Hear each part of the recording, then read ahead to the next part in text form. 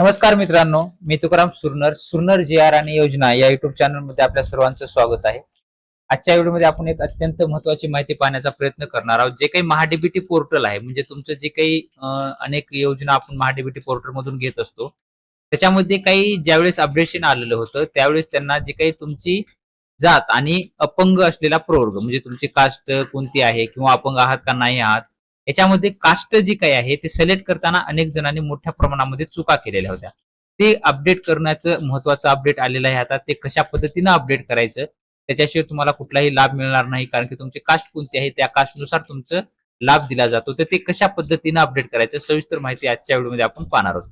त्याच्यासाठी तुम्हाला जे काय असेल तर महाडीबीटीच्या पोर्टलवरती यायचं आहे. वैयक्तिक शेतकरीमध्ये तुमचा जो काही इथं फार्मर आयडी आहे, फार्मर आयडी टाकून ओटीपी पाठवावरती क्लिक करायचं आहे आणि तुमचं महाडीबीटीचं प्रोफाईल लॉग इन करून घ्यायचं आहे. ते आपण आता आधी करून घेऊया. पाहू शकता की your profile details are fetched successfully, म्हणजे आपलं लॉग इन झालेलं आहे. लॉग इन झाल्याच्या नंतर तिथं तुमच्यासमोर जे काही थोडंसं स्क्रोल करून खाली या आणि इथं जे काही जात श्रेणी आणि अपंगत्व दाखवत आहे त्यावरती आपल्याला क्लिक करायचं आहे. इथं पाहू शकता तुम्ही की तुम्ही जे काही पूर्वी निवडलेलं होतं, जात वर्गवारी तुम्ही जे काही निवडलेली असेल पहिली, त्यानंतर इथं जे काही तुमचं अपंगत्व असेल ते आलेलं आहे. इथं खाली जात प्रवर्ग व अपंगत्व बदला याच्यावरती तुम्हाला क्लिक करायचं आहे.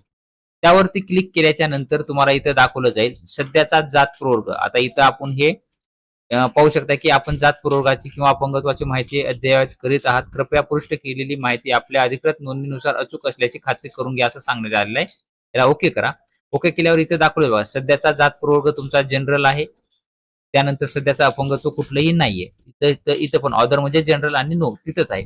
आता तुम्हाला इथं अपडेट जर करायचं असेल तर इथं तुम्हाला सिलेक्ट करायचं आहे. कोणतं तुम्हाला सिलेक्ट, तुमचे एससी असेल, एसटी असेल, कोणतं असेल ते तुम्हाला सिलेक्ट करायचं आहे. सिलेक्ट केल्याबरोबर तुम्हाला इथं आलेलं आहे इन्फॉर्मेशन. आपला जात प्रवर्ग अपंगत्व स्थिती बदलल्यास आपले मंजूर प्रक्रियेत असलेले सर्व अर्ज आपण केलेल्या बदलाच्या तारीख व वेळेनुसार संबंधित जात प्रवर्गाच्या अपंगत्वाच्या प्रतीक्षा यादीत हलवण्यात येतील. म्हणजे तुमचे जात जे काही रेल आहे त्या रेल कास्टमध्ये निवडल्यानंतर तुमचे अर्ज ऑलरेडी जनरल मध्ये असतील तर तुमचे एससी एसटीतला असाल तुम्ही तर तुमचे ऑटोमॅटिकली त्या यादीमध्ये तुमचं प्रतीक्षा म्हणजे वेटिंग लिस्ट मध्ये त्याच्यामध्ये तुमचं ते ऑटोमॅटिकली दिलं जाणार आहे असं सुद्धा माहिती देण्यात आलेली आहे. आणि आपण पुढे जायचे आहे का, तुम्हाला जर मान्य असेल तर हो मी सहमत आहे यावरती क्लिक करा आणि अपडेट वरती क्लिक करायचं आहे. आपण इथं काही करणार नाहोत, आपली जे आहे ते बरोबर आहे. तुम्हाला फक्त दाखवण्यासाठी हा व्हिडिओ बनवलेला आहे. ते करून घ्यायचं आहे आणि अपडेट वरती तुम्ही क्लिक करा. तुमची जात पुरवठा हा इथं अपडेट होणार आहे. अशा पद्धतीचे एक नवीन छोटंसं अपडेट होतं.